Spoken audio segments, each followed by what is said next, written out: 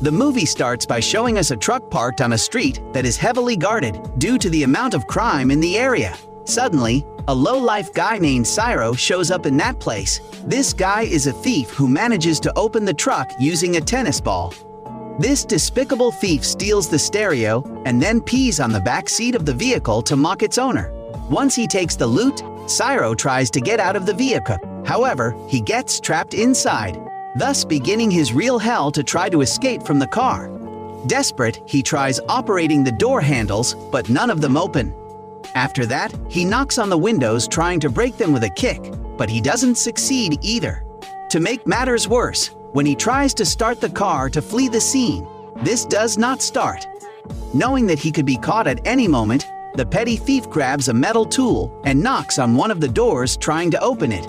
But the door remains closed and the useless man ends up hurting his arm. However, it doesn't end there, as the thief pulls out a gun and shoots at the glass, with such bad luck that, as it is armored glass, the bullet bounces off the glass, injuring his leg, forcing him to make a tourniquet to control the bleeding. At that moment, a woman approaches the truck and uses one of the windows as a mirror to put on lipstick. Then Ciro takes the opportunity to call her attention by shouting and knocking on the door, but she does not manage to see or hear him and leaves without noticing his presence.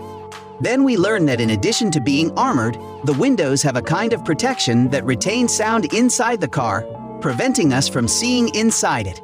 To make matters worse, when the thief wants to call his wife for help, his phone runs out of battery. Ciro spends the night locked in this car, badly wounded, without food or water. The next day he tries to escape again, but he does not succeed and ends up giving up. Suddenly, he receives a call from the owner of the car, a man named Enrique, who explains to Ciro that since his truck has been stolen so many times, he has installed a device that warns him of any suspicious movement and also allows him to control the car remotely from his cell phone. For this reason, upon learning that a criminal had entered his car, Enrique locks its doors. In addition, this twisted man warned him that if he did something crazy, he would not hesitate to explode the fuel tank. Ciro was furious and demanded to be released, but the doctor ignored his request and ended the call. In turn, Enrique turns on the air conditioning to torture him with the cold, so the thief wraps up again and covers all the air vents of this car. But despite his efforts, he cannot avoid feeling cold. Moments later, the thief receives another call from Enrique and the thief begs him to let him out, telling him that he has learned his lesson. However, the doctor does not care about his pleas and tells him that his daughter had suffered a violent robbery some years before. Later, a policeman shows up and tickets the car and then leaves without noticing that Ciro is inside, doing everything he can to make him listen to him. Later, Enrique communicates with the thief again, asking for his personal information in exchange for giving him water. Thirsty, Ciro gives him the information, so the doctor fulfills his promise by telling him to draw water from the mechanism that washes the windshield wiper. Thus, the thief disassembles the container and drinks the liquid to quench his thirst. At night, Ciro, who was very bored, began to talk to a grasshopper that had gotten into this car, adopting it as his new companion. The next morning, the delinquent awoke with a high fever as his bullet wound had become infected. He then takes advantage of a call from Enrique, who was a doctor, to consult him about his wound. But logically, this does not happen, and his captor only tells him about his daily life. Thanks to this, it is revealed that Enrique suffers from a terminal illness and has little time left to live. So he is willing to do anything since nothing interests him anymore. Time goes by, and while Ciro's condition worsens, the doctor keeps telling him about his life related to the robberies that he and the rest of his family have experienced. After the call, the thief's health improves slightly, but as he was very hungry, he rips the pages out of the truck's manual to have them for breakfast. Such is the suffering he goes through that he even drinks his own pee to quench his thirst. Suddenly, another thief arrives looking to steal this car, so Ciro is happy to see that his freedom is near. But his illusion is short-lived because he sees that the thief is caught by the neighbors of the place. Again, it gets dark, and out of nowhere a couple shows up and leans on this car to hook up, and after witnessing the perverts, Ciro grabs the grasshopper to feed himself. But when he swallows it, he regrets because he was very fond of it, because it was the only being he could talk to.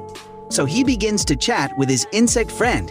telling him that he learned to commit a crime with the example of his father and grandfather, who were also thieves.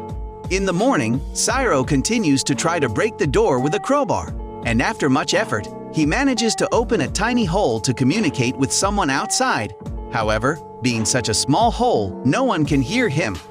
As if that were not enough, Enrique calls him and tells him that with the information he gave him about his family, he went to visit his wife and his little boy to pretend to be a lottery agent and give them a succulent amount of money to make his family forget about him. Not content with this, the doctor starts telling Ciro about all the people he killed in the different robberies and then ends up cutting off the communication. Then, the crook puts the battery he charged under the sun in his phone and calls his wife, although he can only leave her a voice message since the cell phone charge ran out quickly. In the message, Ciro apologizes and tells her that he screwed up again.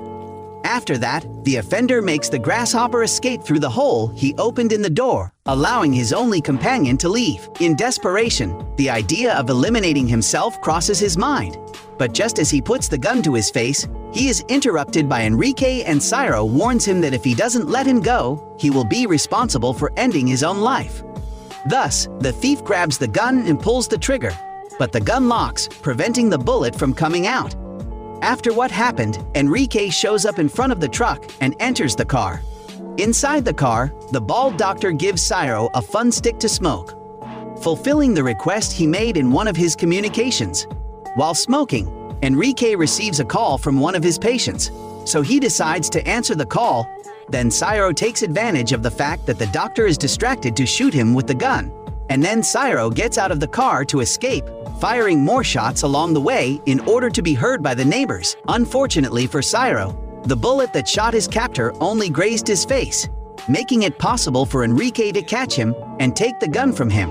But suddenly things get complicated for the bald man because a police officer arrives demanding him to release Ciro. As Enrique refuses, the woman calls for reinforcements, which makes the event become public notoriety, attracting the attention of the neighbors and the press, who begin to discuss the problem of insecurity and vigilante justice, making the majority of people in favor of the doctor. Then the police bring in an experienced negotiator who tries to persuade Enrique to release the criminal. However, the doctor does not care about the negotiator's words and goes ahead with his plan, proposing to the public to vote on whether to liquidate Ciro or let him live. Seeing that the situation was getting worse, the negotiator tried to wear the bald man down by telling him a personal story with which he tried to make him understand that even if he finished with that thief, nothing would change, since there would still be thousands of vandals just like him, so that was not the best solution. Apparently, the old man's words had an effect because Enrique let the thief go and then went inside the truck, where he took out his cell phone and placed it on the roof of the car with a countdown. At the moment the countdown reaches 0, the doctor explodes the fuel tank, causing this car to explode with him inside.